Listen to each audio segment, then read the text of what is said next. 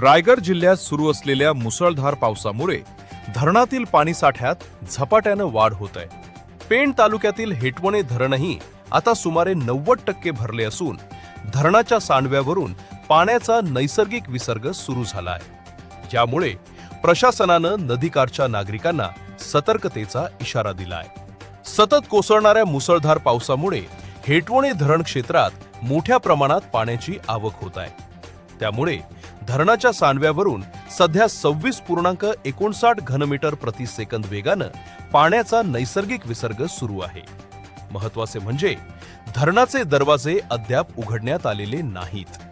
धरण पूर्ण क्षमतेनं भरल्यानंतरच खबरदारीचा उपाय म्हणून दरवाजे उघडले जातात. सध्या सुरू असलेला विसर्ग हा पूर्णपणे नैसर्गिक स्वरूपाचा आहे. दरम्यान प्रशासनानं नदीकाठच्या गावातील नागरिकांना सतर्क राहण्याचे आवाहन केले.